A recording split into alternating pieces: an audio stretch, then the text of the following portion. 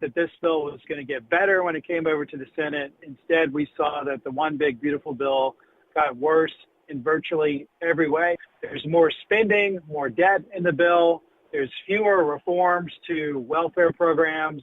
There's fewer cuts to Planned Parenthood, which we were looking to defund. Taylor says this is a 100% Republican bill. I think that once the Senate and the House sit down and hopefully come up with a better version of the one big beautiful bill, with a bill that is closer to what the House originally passed, I think it's going to become a must-pass bill for Republicans in the Senate. But Taylor isn't confident that it will be on the president's desk by July 4th. I'm Chad Groening. Brian Kohlberger, who has agreed to plead guilty to killing 4 University of Idaho students, is expected to appear in court today for a change of plea hearing. Chanley Painter reports from Boise, Idaho. We expect Brian Kohlberger will enter guilty pleas to all 4 counts of first-degree murder and that 1 count of felony burglary. He will waive his right to any appeal on these charges moving forward. There will be a sentencing date that will be set likely a month out from now, where he will receive those 4 consecutive life sentences without parole. And this is all to take the death penalty off the table, which his team has been fighting for since it was filed notice of this years ago. We could expect the prosecution to lay out some of the facts that support this, but as far as any details of the crime, we may not be hearing those this afternoon. White House officials providing an update on the facility known as Alligator Alcatraz as illegal border crossings hit a new low. Peter Ducey reports.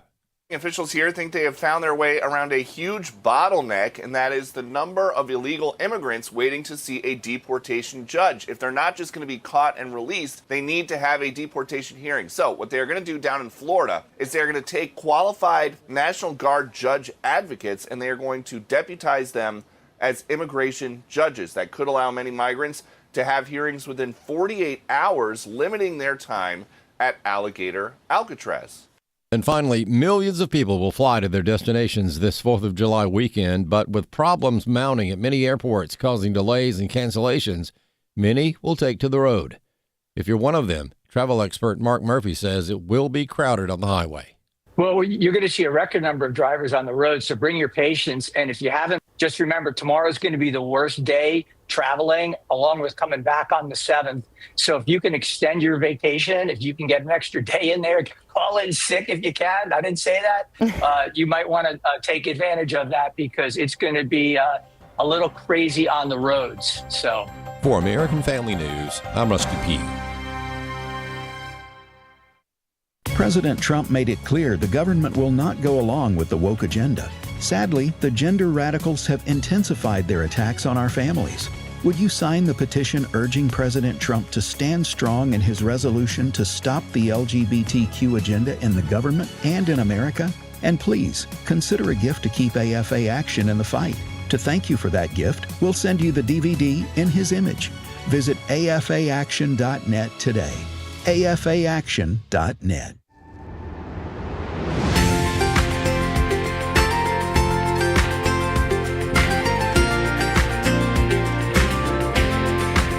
Welcome to Real Truth for Today with Pastor Jeff Schreve, Senior Pastor of First Baptist Church in Texarkana, Texas.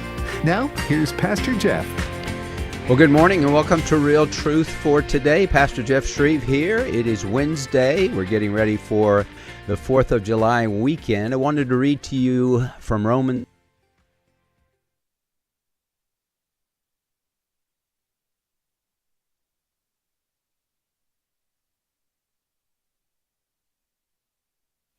Oh, hi, everyone. I am taking over for Pastor Jeff Schreve, who in my ear was lost as well for you. And so he was going to read Romans, and I wish I knew exactly the passage, because I would start up from there. But while we try to get him back, and I'm being told that we got him back. So he'll, Pastor Jeff, you with me? Here we go. A little mix up there. So Romans chapter 13, rulers are not a cause of fear for good behavior, but for evil. Do you want to have no fear of authority? Do what is good, and you will have praise from the same. Well, you might have seen yesterday in the news that President Donald Trump was in Florida, and he was there with Ron DeSantis and Kristi Noem for the opening of what is known as Alligator Alcatraz. And also joining them was our own Jenna Ellis. And Jenna shared a picture with me yesterday, and Tim Wildman with her and Governor DeSantis. And so I asked her if she would come on the program this morning to talk about this place that's been in the news, very controversial. From a conservative standpoint, it seems like a great idea, but, the detractors on the left are there in full force. So, Jenna, welcome to the program.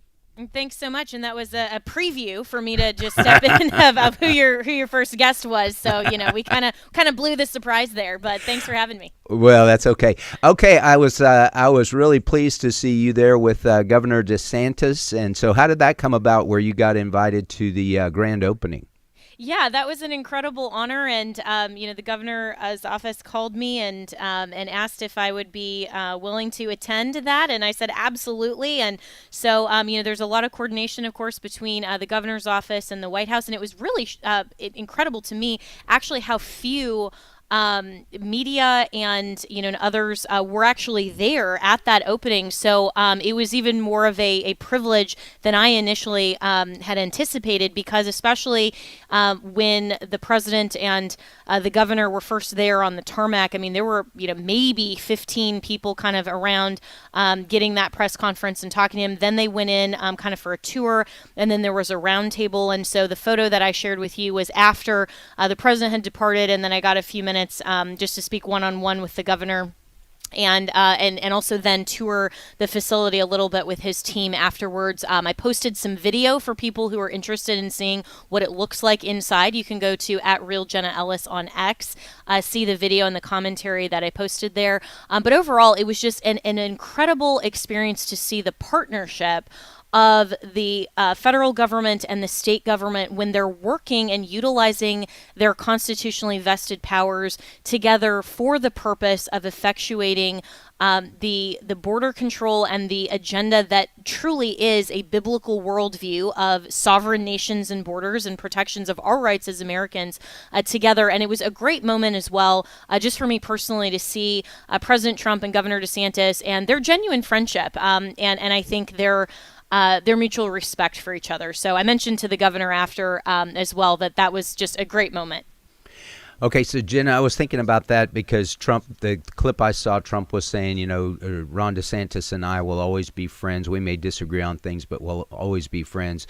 And I couldn't help but think of his relationship with Elon Musk, because, sometimes when friendships just seem to come up overnight and they're like best buddies, especially with two bulls like Elon Musk and Donald Trump, that can end poorly.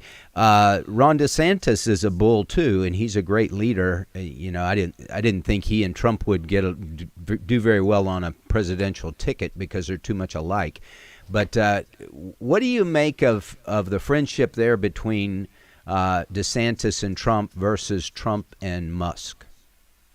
That's actually a great question, and I think the difference, of course, is the difference in perhaps character between Governor DeSantis and Elon Musk. I'm a fan of both, but obviously Governor DeSantis is the Christian. He is the one who understands, the biblical worldview of government, and I think also personally has more of an ability as a Christian to set aside, some of the past kind of conflicts and recognize that his office, moving forward, he can forgive and forget, as actually the Bible commands us to, right? And I think there's been a lot of reconciliation and an ongoing friendship with the president, and we're seeing. At least from my view of not having been in the room with Trump and Elon Musk, just what we're seeing reported, it seems like Elon has a little bit more of I have to prove myself right, get what I want, and focus more on that. And we know he's not a Christian. He doesn't profess to be. He doesn't have the same values. He might have some conservative things that we overlap and we agree with, but I think it really shows the difference in the nature and character of a Christian versus someone whose priorities are elsewhere. Yeah, good point. Okay, so let's talk about Alligator Alcatraz. Obviously, the critics don't like the place. How dare they do this? I read some things. It's inhumane. It's hot, humid, swampy, mosquitoes. I guess it's inhumane if you're trying to escape, and the escape route is not very easy there. What was that place like?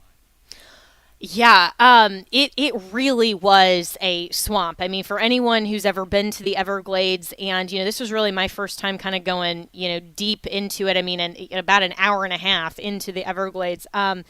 They're not kidding that this is really in the wild. There are giant alligators, pythons, panthers, bears, bugs. I mean, this is not something that you want to, if you are detained at this facility, just go out on your own. And so that kind of natural barrier just proves as it serves rather as a deterrent. And so a lot of these naysayers who are raising humanitarian objections and all of that are failing to recognize that if a person finds themselves being confronted with having to zigzag away from an alligator, it's because they've already broken out of a facility which is itself an illegal act. I mean, it's not like, and I mentioned this on my show this morning, it's not like this is being set up as like a coliseum where we're putting people there and saying, hey, see if you can survive like the Hunger Games. Like, that's not the point. The point is this is so rural that hopefully it will serve as a deterrent. And deterrents are actually a good thing to maintain borders, boundaries, and in this instance, detention. So they're going to, I read where it's tents. They're setting up tents there. Is that right? Yeah, so I mean, they're not full standalone buildings and all of that. It is a little bit more of kind of this makeshift, but they're very well maintained. There are already walls with the barbed wire, all of that, and then these rooms that are very well ventilated and then heated, cooled. I mean, it started just a torrential downpour. I mean, it's Florida. In kind of some of the last moments that we were there touring the facility with the governor after the roundtable, and even then, it was very climate controlled. And so, a lot of these beds and things, it looked very nice, clean, new. I mentioned on my program this morning, I mean, if you didn't know better, it would almost looked like, some bunk beds in a, kind of moderate comfort inn. I mean, it wasn't really like what you would see on, maybe a Hollywood version or something that the left could genuinely object to as, these aren't humane conditions. When do people start arriving?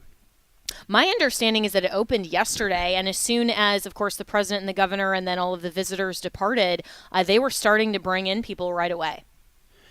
So these are people just in Florida that they're capturing, or these are people from all over? My understanding on that as well, and I interviewed DHS Strategic Comms Officer Micah Bach earlier on my program, and what he was saying, and I think the governor and the president yesterday were saying, is that this is serving nationally, and so how they're selecting who to come they're characterizing as kind of the worst of the worst. So these are offenders that they want to expedite the actual deportation process. So there's one way in, and which is on that deportation van, and then one way out, which is a flight out of the country and being deported. And so this is kind of a rapid turnaround. And what Micah told me was that, some of the operations he's not going to get ahead of, which, to me says the operations and exactly how this is going to go have not yet been made public. Generally, from someone who's been a spokesperson for, the president, and, you kind of know what you can and can't say publicly yet. And so some of this operational stuff probably is still being worked out, and also some of it not yet out in the public. And so generally when you hear someone in the government say, I'm not going to get ahead of the agency or the officer that I'm speaking for, that to me, having been in that situation, signals, I can't yet disclose that. Okay, that makes sense. Let me shift gears on you a little bit, Jenna. The big, beautiful bill. Elon Musk is so against it, and that seems to have destroyed the relationship between him and President Trump. What's your take on that bill? Yeah, and I also had Congressman Jim Jordan on in the last segment of my show, and he made a really good point that individually, a lot of these things, while we may as conservatives say, well, this doesn't go far enough, like the defunding of Planned Parenthood or some of these things, would we as conservatives say that a year is better than nothing? Absolutely. And if that was a standalone item and a standalone piece of legislation, that probably, unfortunately, wouldn't pass given especially the composition of the Senate right now. I mean, we saw that it was a 50-50 vote. 3 Republican defectors, the vice president had to come and have that tie-breaking vote. And so you're not going to get an absolutely perfect piece of legislation, but to not let the good be the enemy of the perfect. Mm-hmm. And what does perfect mean? Well, I think that would look a little bit different within the conservative parameters in terms of priorities of what funding goes where, what cuts are made where. And so while we as conservatives, and I would certainly say as someone who very much values the pro-life agenda, make Planned Parenthood defunding permanent. But you're probably not going to get that past the Senate in this context. So overall, I think this is currently good. It was better in its original form, but my hope is that with the House then procedurally how they go through things, maybe that there can be some other modifications to get this in an even better spot, or if that's not possible procedurally, to get this at least to where this is a first step and then come back with more. Because the biggest criticism that I've had of Congress is that they're not codifying President Trump's really good policy. And this is a great first step because it does fund and give resources to border control, to ICE, to DHS, all of these things so that we have a more secure border. It does do all of these things. It provides those tax breaks. So again, while it's maybe not perfect as if I were the drafter and had the single vote on it, but overall, I think it is really good. Why do you think Musk is just going crazy over it? There's probably a few different responses to that, but since he didn't get exactly everything he prefers, and he's not a member of the team that is the Republican coalition in either the House or the Senate, he has the luxury of saying, well, I'm just opposing it because it doesn't have everything I want. And that really was the impetus for him going against the president on this. And it seems to me that he felt entitled to certain items and certain decisions because of his massive campaign donations, his role with Doge, and because he's not getting everything he wants, then it's not at all good enough. And so it's almost like it's either all or nothing for him.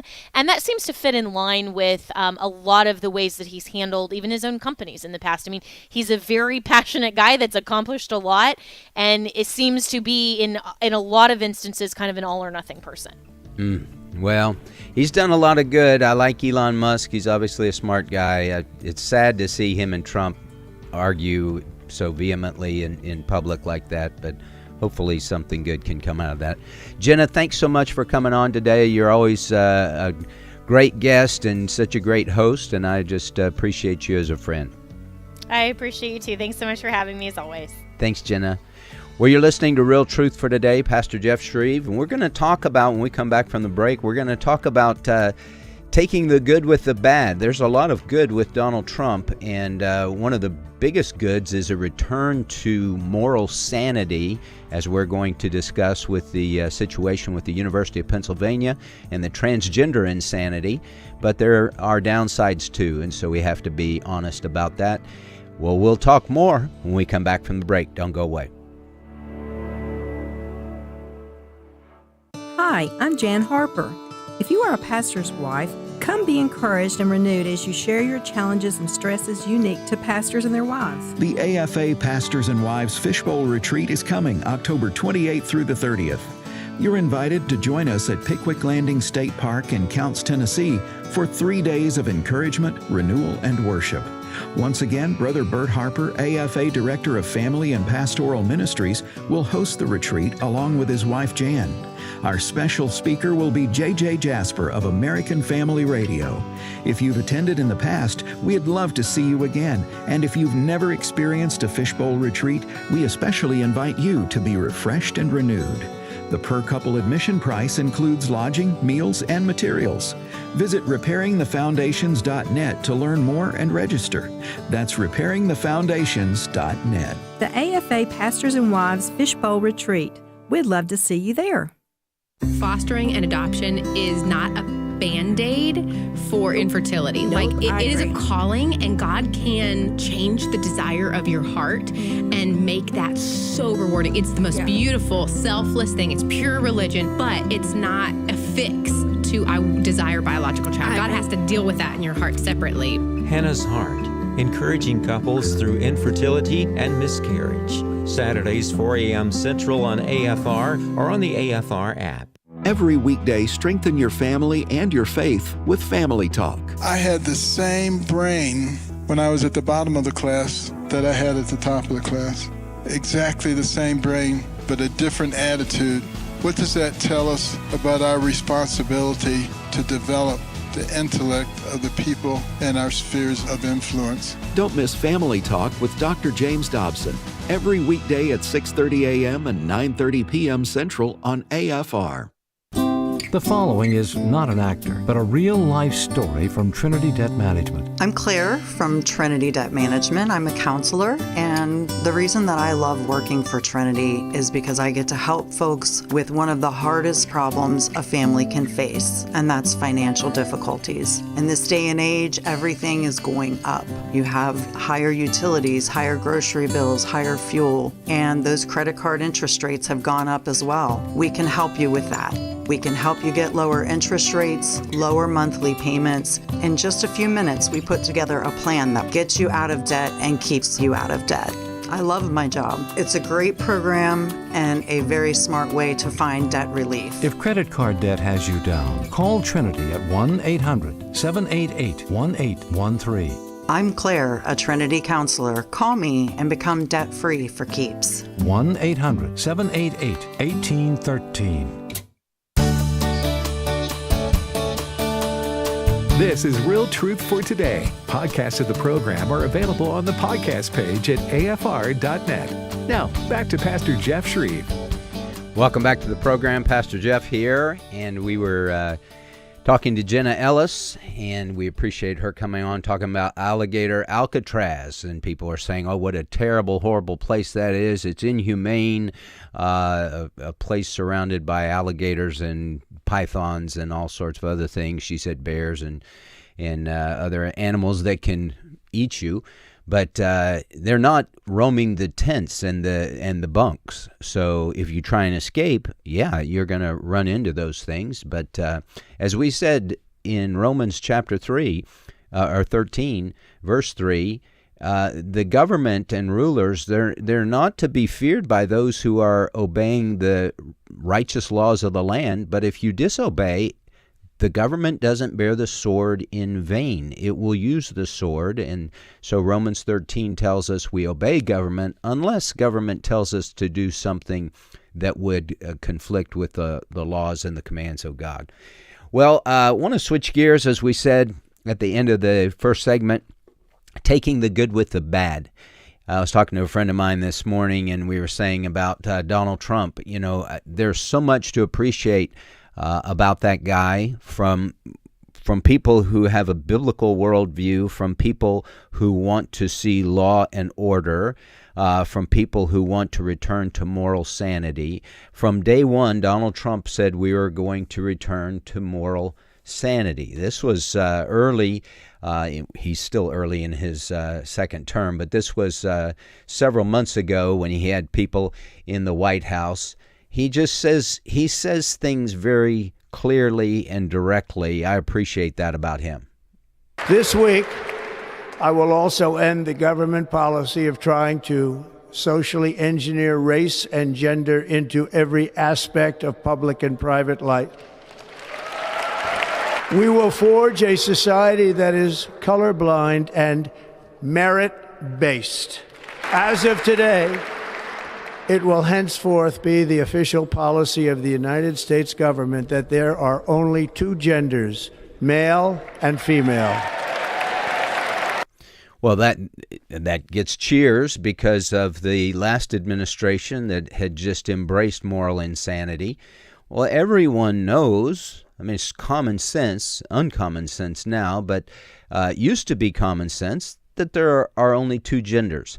Now, here is President Trump talking at the graduation ceremony for the University of Alabama, and yet again, very straightforward, just tells it like it is. That's why so many people love the guy. It helps when you know that borders are not racist, speech is not violence, America is good, terrorists are bad, men can never become women, police are not criminals, and criminals are not victims. So, I mean, that's just truth, and it's very plainly, bluntly said. And criminals are not victims. The left is opposite on all those things, and Trump just calls them out. Hey, this is the real story. And I appreciate that about him. Now, I saw yesterday on Todd Starnes' page this that shocked me, and no doubt you've heard about it. It has to do with the University of Pennsylvania. They will formally apologize to all female swimmers and will reinstate all female swimming records. Penn reached an agreement with the Trump administration in the aftermath of the Leah Thomas scandal. Leah Thomas is the very confused man who thinks he's a woman. Didn't beat Riley Gaines, tied Riley Gaines, but was given the leg up on their race because they wanted to be a trans committee there. The university also agreed they will no longer allow men to compete in women's sports. Penn also agrees to accept the definition of male and female that are consistent with the president's order defending women from gender ideology extremism and keeping men out of women's sports. This is a great victory for women and common sense. God bless President Trump, and God bless Riley Gaines. That was from my friend Todd Starnes, and I was shocked. Now, it's great news, and it's obviously the right decision that they made. But here was Riley Gaines being interviewed on Laura Ingraham last night about this decision. Now, Riley, you have been a champion on this issue. You received an enormous amount of flack and criticism, some of it really vicious over the years, but you knew you were right, and President Trump and Secretary McMahon helped along the way. Without them, this would not have happened, obviously. Your reaction tonight, historic news from UPenn. Man, I watched that video back, Laura, that you showed in the intro to this segment, and I cannot even believe that happened. All the while, so many sat idly by and watched and actually reprimanded us as women if we even dared to speak about this. To say that I, of course, am grateful for Secretary McMahon, for President Trump, for even Attorney General Bondi. She's been fantastic at the Department of Justice on this issue is an understatement. I feel vindicated. I feel like pigs are flying. I feel like hell has frozen over. So it is a fantastic day, of course, for sanity, for common sense, but I think more broadly for women, for humanity, for the little girl that I'm growing inside of me right now that I will welcome to the world in just a few weeks. I think of her. I think of her future. That is what Donald Trump and, of course, Secretary McMahon and myself, that is what we are fighting for. So very, very excited about today's news. Riley Gaines is a hero of mine. She's just been a champion for women's sports and for moral sanity at a great cost, and going on these college campuses. And you know you don't have a good argument, speaking of the other side, when all you have is violence and slurs and hurling all kinds of rhetoric that's just attacking. We could talk about an ad hominem argument. It's just against the man. You can't attack the merits of the argument, so you just attack the person, and that's what happens on the left. I was watching something just the other day, and it was somebody was at a gay pride event, and they were asking questions about this, and I think it was in New York, where men were parading down the street naked. I mean, it's just sickening. And somebody started asking questions, and what happened? They get attacked because there is no argument. that you can make. This is wrong. Everybody knows it's wrong. But I have maintained for a long time that we are dealing with people that have been given over, many of them, given over to a reprobate mind. So Romans chapter 1, verse 28, and just as they did not see fit to acknowledge God any longer, God gave them over to a depraved mind, a reprobate mind. That's a mind that is useless, a mind that doesn't work, a mind that can't add 2 plus 2 morally anymore. To do those things which are not proper, being filled with all unrighteousness, wickedness, greed, evil, full of envy, murder, strife, deceit, malice. They are gossips, slanderers, haters of God, insolent, arrogant, boastful, inventors of evil, disobedient to parents, without understanding, untrustworthy, unloving, unmerciful. I mean, this is just a horrible list of sins. And although they know the ordinance of God that those who practice such things are worthy of death, they not only do the same, but also give hearty approval to those who practice them. I think we're dealing with a big part of the country that has this reprobate mind. They can't add things up.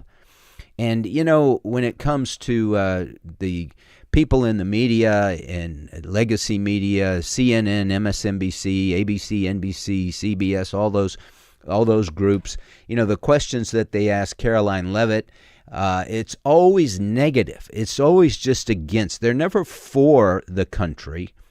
They're always against the country. They're never for patriotic issues. They're always against patriotic issues. I was watching a clip today from Dr. Phil talking about Ilhan Omar. How in the world does that person get elected? She hates America. She says America is one of the worst countries on the planet. Why would anyone elect her to any kind of public office? It is mind-blowing, the people that would want to have her represent them. Listen, if you're going to be on the team, so to speak, hey, I'm going to be a congressman, I'm going to be a senator, I'm going to be in the thick of things and represent my people for a better America. Well, one of the requirements is you have to love the country. You have to love the team. If you don't love the team, then leave. Go somewhere else. You know, Charlie Kirk was talking to someone on a college campus, and the person said right off the bat, "I hate America." And Charlie Kirk says, "Well, do you have plans to leave?" And the man said, "No." And he said, "Well, that just shows the greatness of America. You're sitting here saying you hate America, but you don't want to leave." You know, people hated East Berlin. They hated living there. They wanted to leave because it was so bad and so oppressive. And what did they do in East Berlin? They built a wall to keep people in. They would shoot people if they tried to escape. We have to build walls and have soldiers protecting our borders so people don't get in. You're not going to travel hundreds of miles to get into a terrible place.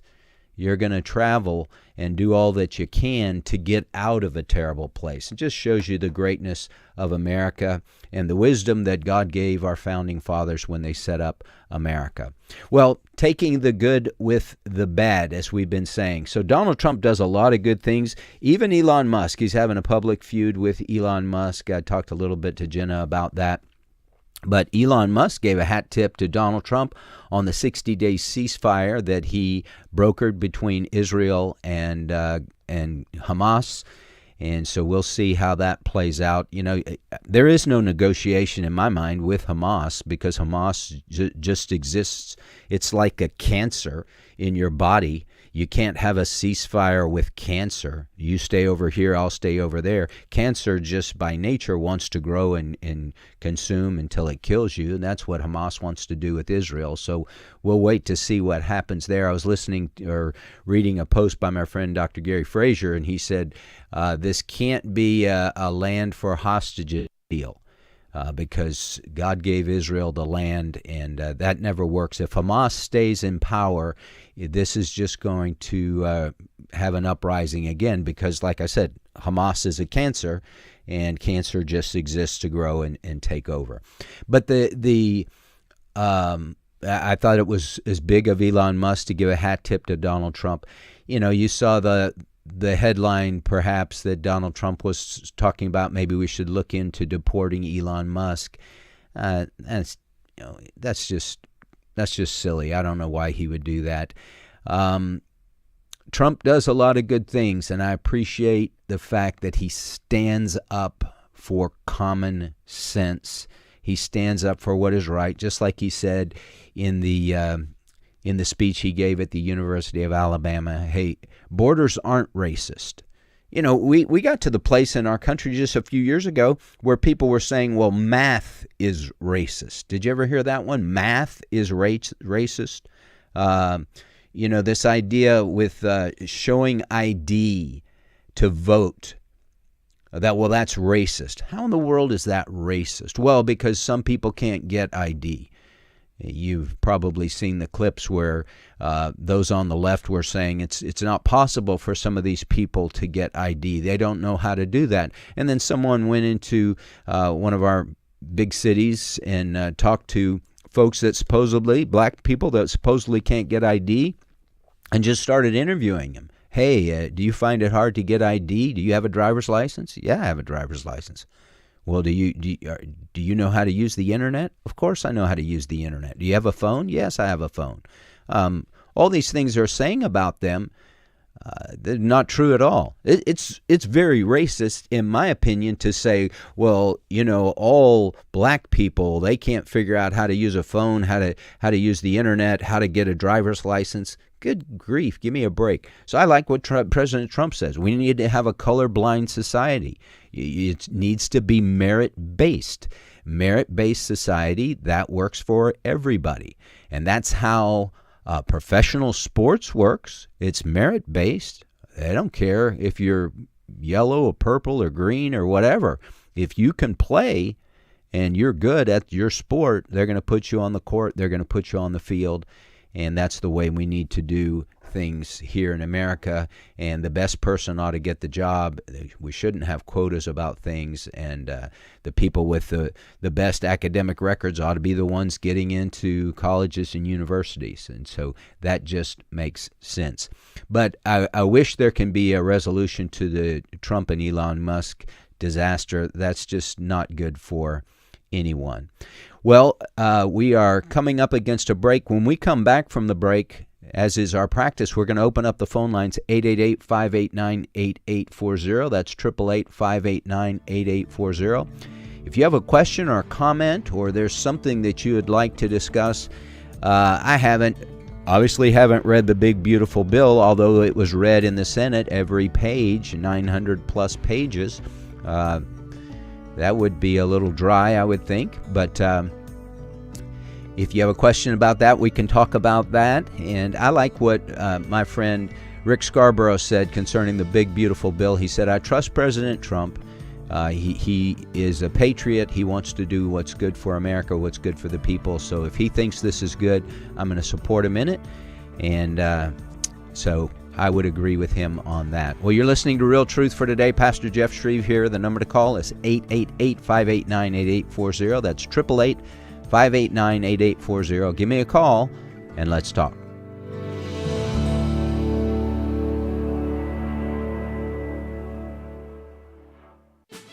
The American Family Association's mission is to inform, equip, and activate individuals to strengthen the moral foundations of our culture. We also support the church. Our goal is to be a leading organization in biblical worldview training for cultural transformation.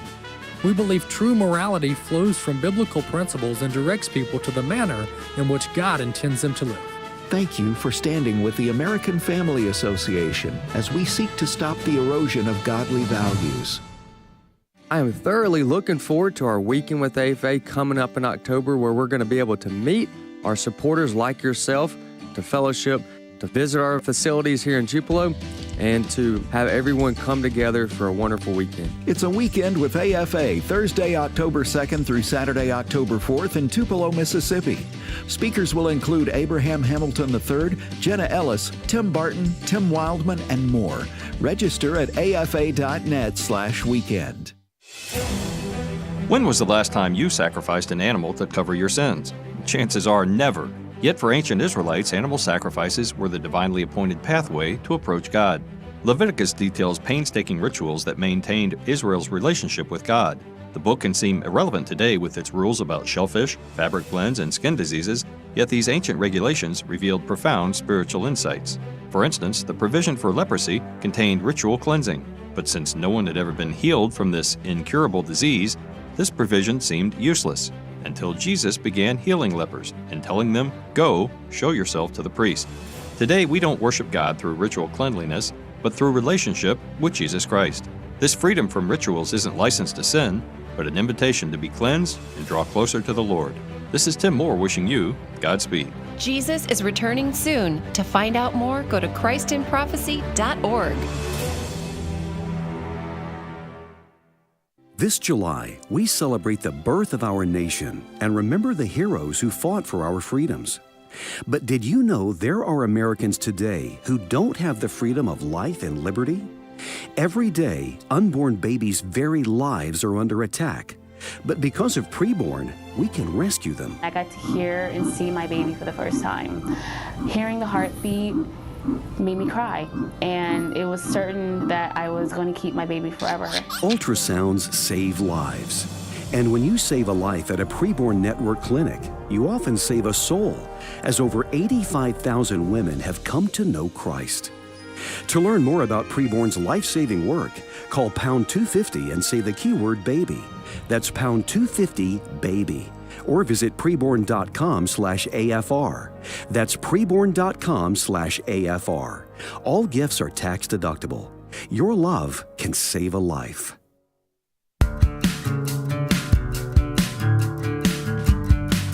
If you'd like to contact Pastor Jeff, email pastorjeff@fromhisheart.org. Now, back to Real Truth for Today with Pastor Jeff Schreve. Welcome back to the program. Pastor Jeff here, and we are opening the phone lines 888-589-8840. That's 888-589-8840. If you'd like to talk about alligator Alcatraz, that's what we talked about at the beginning, or the situation with President Trump and Elon Musk, or the big beautiful bill, the things that are in the news. And as we get ready to celebrate birthday number 249 in America this Friday, Debbie and I are headed out on Thursday morning around 10 to go to Houston to be with my family and see my grandsons, Jack, Chase, and Drew. Jack is getting ready to turn 4 years old, so we're going to his birthday party.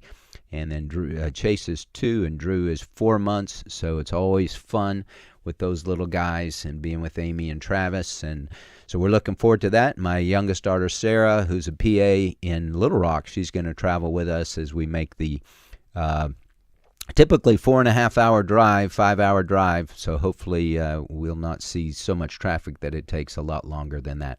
Well, before we go to the phone lines, I wanted to just play a clip. I saw Caroline Leavitt, who is just press secretary extraordinaire. Somebody posted this and said Caroline Leavitt is a rock star. So they were asking the question about what's going on with Israeli forces firing on these poor, starving people just trying to get food, trying to get water, and how do you respond to that? This is what she said. There are now reports that Israeli forces are firing on Palestinians trying to get aid from the Gaza Humanitarian Foundation. Up to 20 people, according to the Red Cross, have arrived to the hospital that they've set up with gunshot wounds, have died from them. Is this administration aware of these? And I mean, what is being done to address this situation? The administration is aware of those reports, and we are currently looking into the veracity of them because, unfortunately, unlike some in the media, we don't take the word of Hamas with total truth. We like to look into it when they speak. Unlike the BBC, who had multiple headlines, they wrote, Israeli tank kills 26. Israeli tank kills 21. Israeli gunfire kills 31. Red Cross says 21 people were killed in an aid incident. And then, oh wait, they had to correct and take down their entire story, saying we reviewed the footage and couldn't find any evidence of anything. Oh, okay. So we're going to look into reports before we confirm them from this podium or before we take action. And I suggest that journalists who actually care about truth do the same to reduce the amount of misinformation that's going around the globe. Yeah, great answer. And I'm asked that quite a bit. I've been doing a lot of interviews for the new book that's out, my new book, The Devil's Newsroom, and talking to different ones. And they're like, how can we know when we're getting the truth and when we're getting a lie? And I said, it's difficult in today's world because so many people report lies. Some do it on purpose, from as it says in 2 Timothy chapter 3, but evil men and impostors will go from bad to worse, deceiving and being deceived. Some are the perpetrators of the news that's false. They're the ones that made it up.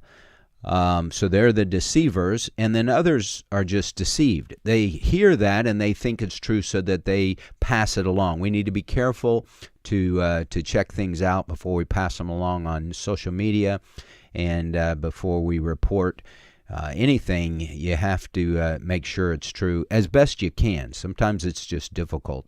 But as best we can, don't just, the naive, Scripture says the naive believes everything. So we need to try and check things out. That's why when it comes to preachers and teachers of the Word of God, you have to be a Berean, Acts 17:11. But these were more noble-minded than those in Thessalonica, for they received the Word with great eagerness, examining the Scriptures daily to see whether these things were so. So you got to find it in the Word and be a Berean and handle accurately the word of truth. Well, we're going to the phone lines, 888-589-8840, and we have Dana on the line from Texas. Dana, welcome to Real Truth for Today. Thank you very much. First of all, I wanted to say thank you for having your wife on last week. I was driving down to Dripping Springs to babysit my grandsons, and I listened to y'all the whole way down, and it was just a fantastic show about communication. So you blessed me and you helped me, so thank you there. Yes, thank you. 2 points I wanted to say very quickly is I think that the conservative media needs to remind and show footage of whenever the illegals that came to our country were just put up in the New York City Ritz. Mm-hmm. And the way there's footage that had been shown about then how they didn't want to leave and the way they trashed those rooms. And that was just so unfair to American citizens to do that. And so on Alligator Alcatraz, illegals do not need a Ritz, and they need to just do this swiftly. We don't need them to even stay in this place very long. So, and then my second point is I am a Trump supporter. I don't put my trust. You're real good about mixing Scripture with politics, so I don't know the verse right offhand. I think it's in the Psalms, but, I don't put all my trust in rulers. Mm-hmm. I trust God rather than men. But anyway, I think that it would be a neat testimony. And, of course, I don't know if Trump has a personal relationship with Christ or not. He might be close. I pray for him too.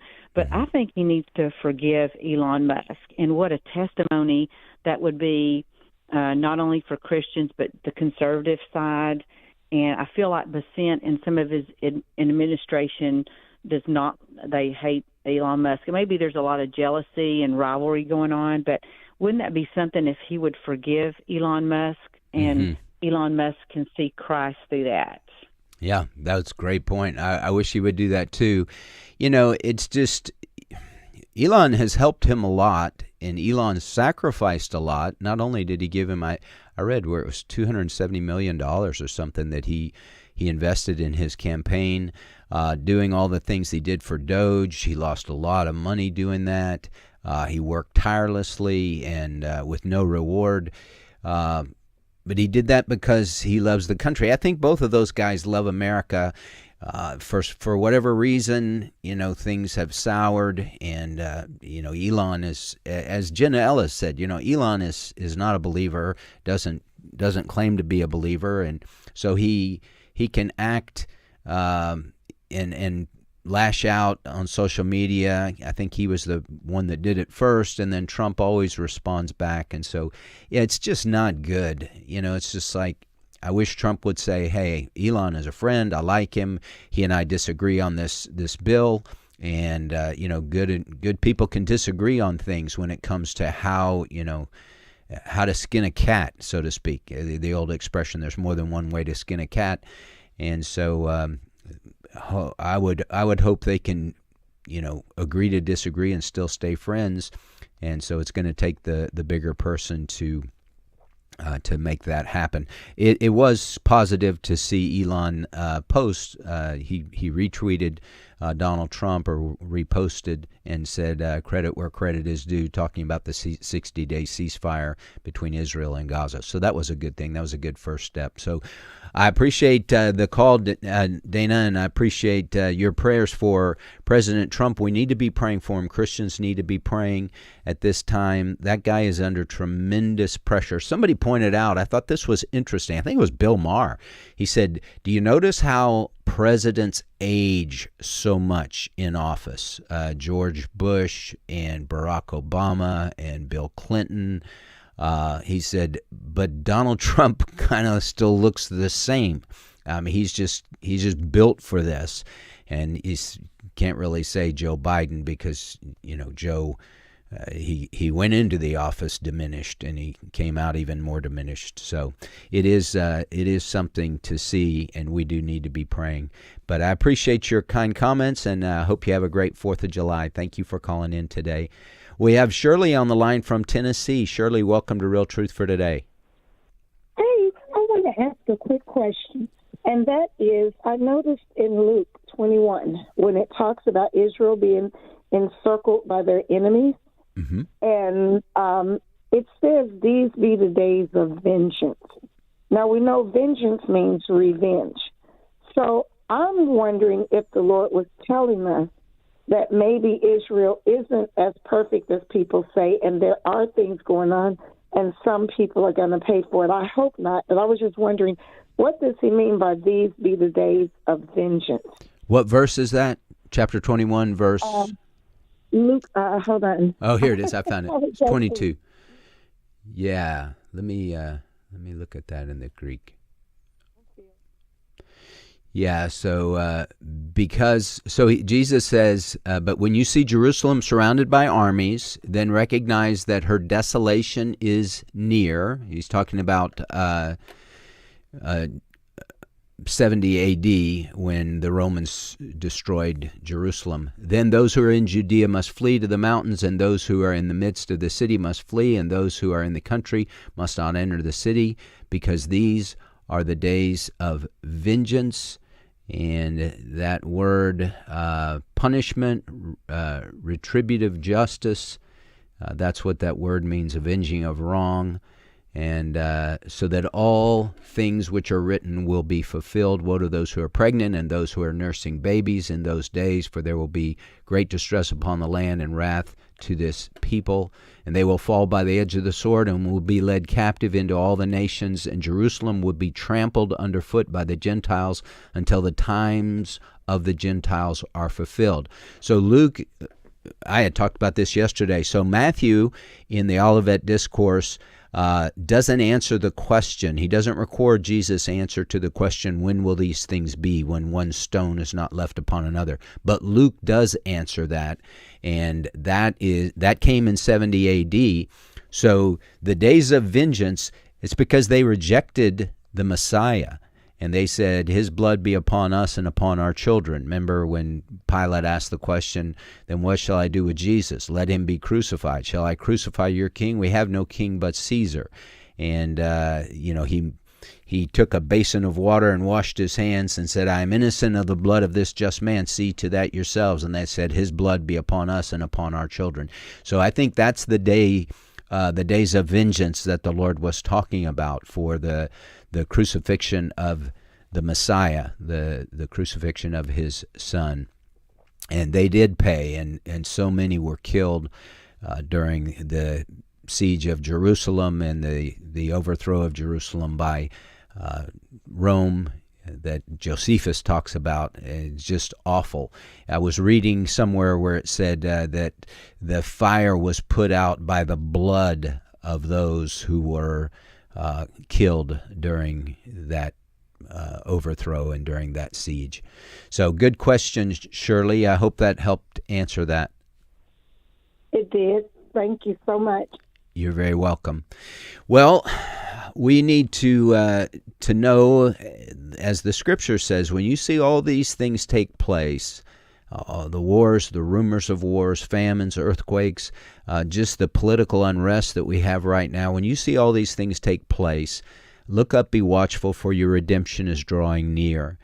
And that is obviously stated in the Gospel of Luke, and that's getting closer and closer to the second coming of Jesus. I was talking to a brother yesterday on an interview, and he said, we're closer today than ever before to the return of Christ, and that is so true. And so we do, when things are difficult, and this is just in life. Man who is born of woman, Job 14:1, man who is born of woman is short-lived and full of trouble. And when the troubles just engulf you and engulf your family and you feel so overwhelmed, look up and be watchful, for your redemption is drawing near. We're closer than ever to the return of Christ. Hey, we're closer than ever to meeting the Lord. Nobody knows how long he has to live, how long she has to live. Yesterday's gone, tomorrow is not a certainty. All we have is today. And so we live today seeking the Lord. Let all who seek thee rejoice and be glad in thee, as the Bible says in the book of Psalms. And let those who love your salvation say continually, the Lord be magnified. And so, hey, be encouraged today. God is the God of hope. No matter what's going on in our world, in our nation, in your life specifically, God knows, God cares. Romans 15:13 is a great life verse. If you don't have a life verse, consider Romans 15:13. Now may the God of hope fill you with all joy and peace in believing. That's critical, in believing, so that you may abound in hope by the power of the Holy Spirit. Hope is so critical, and our hope is found in Jesus. So take Romans 15:13 today to be your encouragement, and use that to encourage somebody else, somebody who is losing hope, because God is the God of hope. And as we look to Him, as we trust His Word, as we say, I'm going to walk by faith and not by sight, I'm going to keep my eyes fixed on Jesus, the author and perfecter of faith, who for the joy set before Him endured the cross, despising the shame, and has sat down at the right hand of the throne of God. Keep your eyes fixed on Him, and know that God does love you, God is good, and He will work all things together for good to those who love Him. Well, that's all for us today. I'll be with you again tomorrow with Judge Roy Moore, the Ten Commandments judge. He's going to be my guest. You don't want to miss the program. Go out, shine for Christ, and share what great things the Lord has done for you, and God will use you as His witness. God bless you. The views and opinions expressed in this broadcast may not necessarily reflect those of the American Family Association or American Family Radio.